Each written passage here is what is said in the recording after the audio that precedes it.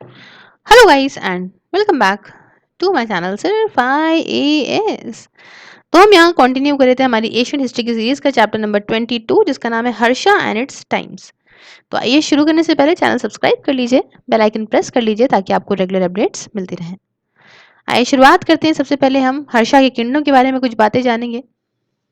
तो इन्होंने अपनी जो सीट रखी थी वो रखी थी कन्नौज में। तो जब पैसे की काफ़ी कमी हो गई तो पावर जो है वो शिफ्ट हो गई मिलिट्री कैंप्स में, जिसे स्कंद धवरास कहने लगे। अब देखिए जो बाना भट्टा है इन्होंने लिखा है हर्षवर्धन की राज के बारे में, रेन के बारे में, है ना, अपनी बुक हर्ष चरित्र में, है ना। तो हर्ष चरित्र प्लीज याद रखिएगा, बाना भट्टा द्वारा लिखी गई है। चाइनीज पिलग्रिम हिंग त्सांग जो है, मतलब स्वांग सांग जो है, ये भी इंडिया में आए थे 7th सेंचुरी एडी में और ये करीब 15 सालों के लिए रहे और इन्होंने बहुत सारी लिखी हर्षवर्धन के जो रूल था, रेन था, उसके बारे में।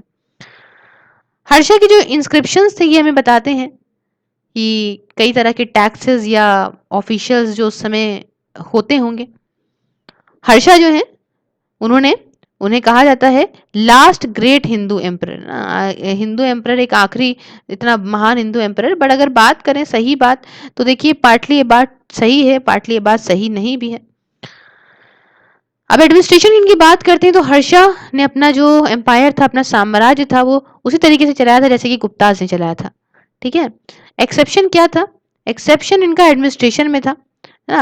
And Guptas did accept that his administration had become feudal and decentralise.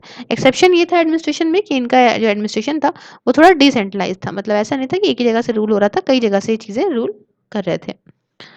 अब लैंड ग्रांट्स दी जाती थी प्रीस्ट को, है ना, ये पंडितों को लैंड ग्रांट्स यहाँ पे मिलती थी ब्राह्मण्स को। और बदले में क्या ये करते थे, ये सर्विसेज जो भी देते थे स्टेट को, बदले में जो भी सर्विसेज प्रोवाइड करते थे। चाइनीज पिलग्रिम जिनका नाम सुवेंग सांग था, जैसे कि मैंने आपको बताया, ये हमें बताते हैं कि हर्षा का रेवेन्यू जो है कैसे आता था। और रेवेन्यू जो था, जो मतलब जो इनकम होती थी, वो 4 पार्ट में कुछ डिवाइडेड थी। जिसमें कि पहला पार्ट जो था उसमें आपका एक्सपेंडिचर, राजा का खर्चा वर्चा वगैरह निकलता था। जो दूसरा पार्ट था उसमें स्कॉलर्स के लिए खर्चा निकलता था। जो तीसरा पार्ट था उसमें ऑफिशियल्स वगैरह या पब्लिक सर्वेंट्स को खर्चा दिया जाता था। और चौथे पार्ट जो है वो रिलीजियस पर्पसेस के लिए रखा जाता था। फ्यूडल प्रैक्टिस रिवॉल्ड करने की, मतलब उपहार देने की, गिफ्ट देने की, या कुछ भी तरह से रिवॉर्ड्स प्रोवाइड करने की, या ऑफिसर्स को कुछ देने की, एक बड़ी बड़ी ग्रांट्स, है ना, लैंड की ग्रांट जो है देने की, ये माना जाता है कि ये हर्षा के अंदर ही शुरुआत हुई है इन सब चीज़ों की। रॉबरी को कहते थे कि बहुत ही ज़्यादा बुरी चीज़ है, चोरी चमारी बहुत खराब है। और इसके लिए पनिशमेंट ये रखी थी कि दाहिना हाथ, राइट हैंड को, जो भी रॉबर था, जो भी चोर होता था, उसके राइट हैंड को ही कट कर देते थे। अब देखिए स्विंग सांग के अकाउंट के बारे में बताऊं तो ये बुद्धिस्ट यूनिवर्सिटी में पढ़ने आए, नालंदा की, और इन्होंने बुद्धिस्ट टेक्स्ट को इंडिया से काफी कलेक्ट करा। Pataliputra, Pataliputra was in a state, है ना, उस समय क्या थी कि पाटलिपुत्र जो है वो डिक्लाइन हो रहा था, और सेम जो है वो वैशाली के साथ भी हो रहा था। प्रयाग और कन्नौज जो है काफी इंपॉर्टेंट बन गए थे। ब्राह्मण्स और क्षत्रिय इन मानते हैं ये सिंपल लाइफ जी रहे थे। बट नोबल्स और प्रीस्ट बताऊं तो बड़ी ऐशो आराम, अयाशी वाली लाइफ, लग्जीरियस लाइफ ये लोग जिया कर रहे थे। उसके बाद देखिए शूद्रास कौन थे? शूद्रास एग्रीकल्चरलिस्ट थे, है ना। ये तीनों ही ऊपर के जो वर्ण थे, ब्राह्मण, क्षत्रिय और वैश्य, तीनों को ही जो है सर्व करते थे।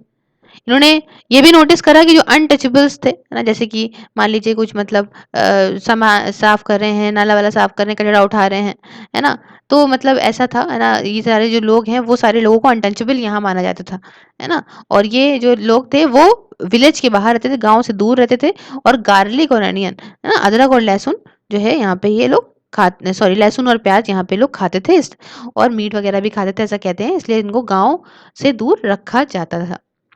बुद्धिज्म और नालंदा की बात करते हैं तो ये गौर से समझिएगा, बुद्धिस्ट जो है उन्होंने वो डिवाइडेड था, कर दिया था 18 सेक्ट्स में। जो बुद्धिस्ट थे वो डिवाइड इनटू 18 सेक्ट। बुद्धिस्ट जो है वो 18 सेक्शंस में डिवाइड हो गए थे चाइनीज पिलग्रिम जो आए थे इनके टाइम पे। और मोस्ट फेमस जो सेंटर था वो नालंदा हुआ करता था। याद रखिएगा नालंदा जो है, वहां पे बुद्धिस्ट फिलोसफी जो कि महायाना स्कूल की थी वो पढ़ाई जाती थी। हर्षा ने टॉलरेंट रिलीजियस पॉलिसी रखी, है ना? ये बुद्धिज़्म काफ़ी अच्छा इनके पैटर्न बने, काफ़ी इन बुद्धिज़्म को मानने लगे और चैरिटी वगैरह दी गई इनके द्वारा एक्सेप्ट हिज़ पर्सनल क्लोथिंग, है ना? अपने पर्सनल कपड़े वगैरह छोड़ के बाकी चैरिटी ये प्रोवाइड करते थे। तो अगर आपको वीडियो अच्छा लगा तो लाइक, शेयर, सब्सक्राइब आप जानते हैं करना है। वीडियो आपको फेसबुक पे मिलेगा, सिर्फ आयस के नाम से पेज है, लाइक करके वहाँ भी देख सकते हैं। ट्विटर, इंस्टाग्राम, टेलीग्राम कुछ भी आपको फॉलो करना है, सारे लिंक डिस्क्रिप्शन बॉक्स में है। अपना प्यारा व्यूज़ कमेंट बॉक्स में ज़रूर छोड़िए और कोई भी मेंबरशिप अगर यहाँ जॉइन करनी है तो इस जॉइन बटन से आप जॉइन कर सकते हैं। And thank you so much for discussion. Have a wonderful day है। Take care.